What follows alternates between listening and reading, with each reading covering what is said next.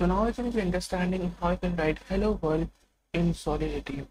So in the previous video, I shared with you how you can install MetaMask on your browser. So I hope that you watched that video and you can install that browser in your system.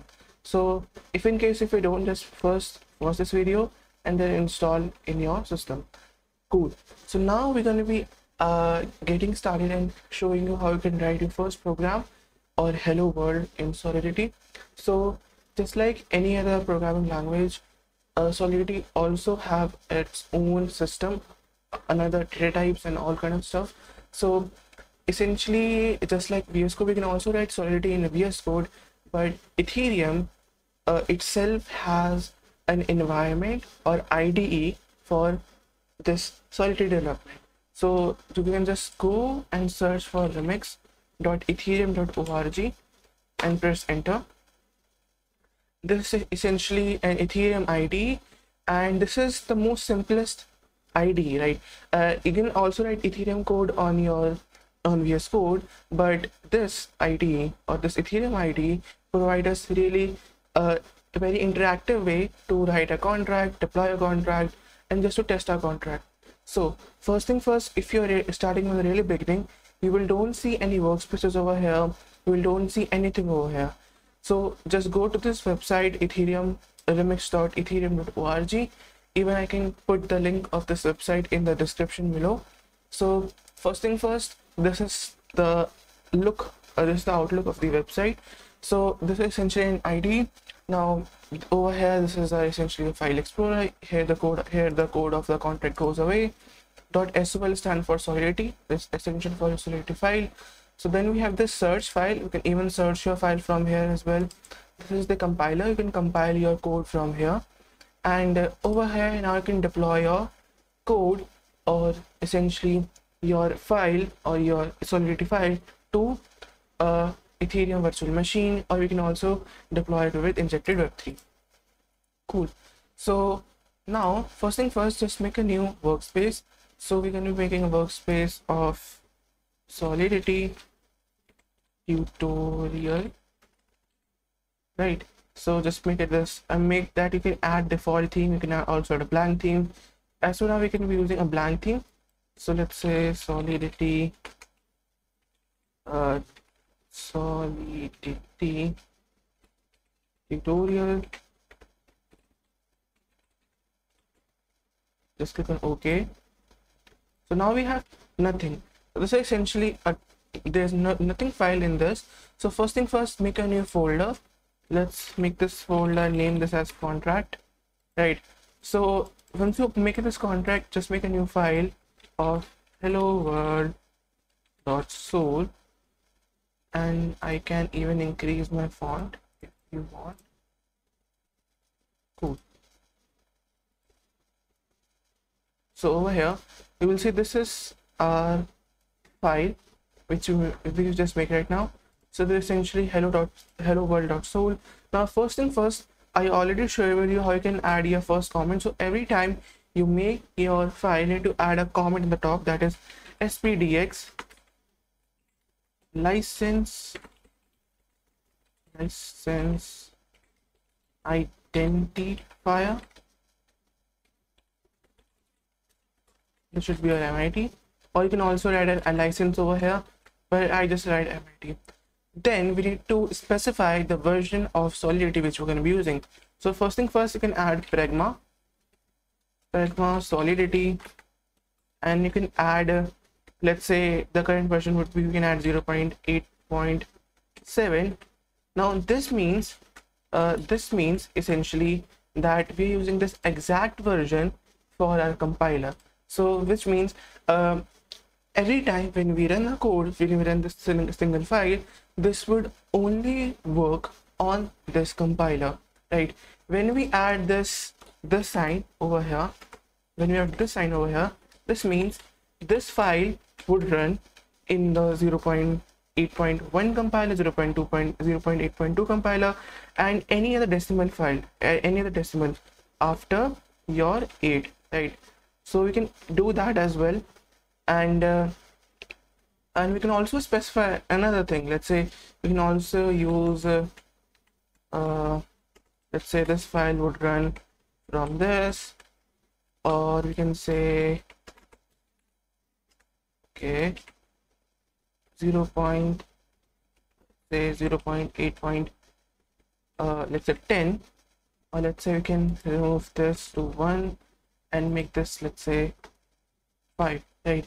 This means it would run from this file, from the version which are in between this, or the version which are in between this, right?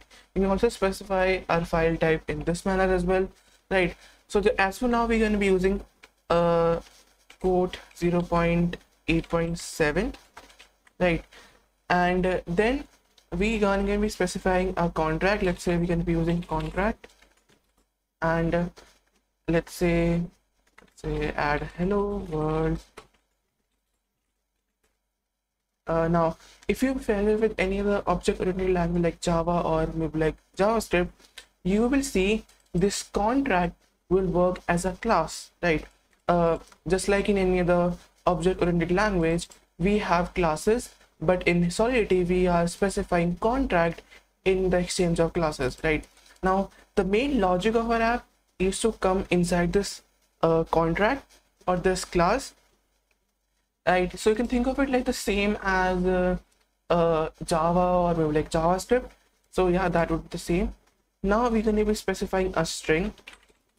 Now this is a string. Now we can specify, like, say hello equal to hello world, right? Now we also need to add public over here because we want this to be seen in a public case, right? So this means we have this string, this is a data type which is public, and this is named as hello, right? And it is equal to hello world. So let's say we are done writing hello world in Solidity. Now we can go to this section, this Solidity Compiler, and now if you look at this, I selected 0.8.7 over here, and if I make this, let's say 0.8.5, it will compile. So let's say it's just adding this, just loading in the compiler.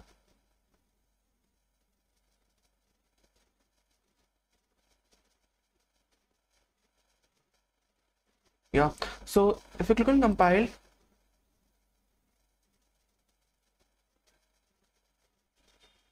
it will work, right? So this means every time it would work in 0.8.7 as well, and any other version, right? 0.15, 0.14, 0.13, and any other version which is greater than 0.7, right? So we can just again back to 0.8.7 and again compile this.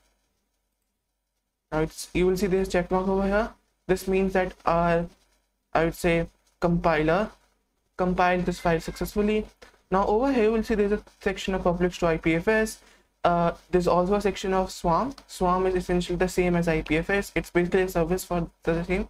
Then we have this bytecode and ABI. So in the previous video I shared with you what's the meaning of bytecode and ABI in Solidity, so you can just check this video. And then there's a section over here that is deploy and run your transaction. Now over here there's an environment section.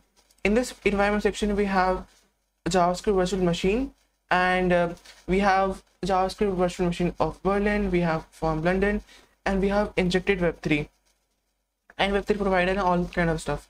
So now this virtual machine means that these are the bunch of computers who are sitting in any other places, and the main purpose of using this virtual machines is that we can easily test the transactions in a various account. Let's say this virtual machine provides us with 10 different accounts, and every account have 100 ETH deposit as their balance, right? And also these would be a fake ETH, it's not real ETH. These are the fake accounts with have 100 ETH deposit in them, and essentially we can use any of this virtual machine. And over here, as for now, these both are same. This means this virtual machine sitting in London, this means they're sitting in Berlin, and this injected web3 means that we want to inject a web3 into our certain system. So which means injected web3 means if you know, I already installed a web3 browser, web3 I would say wallet, that is MetaMask.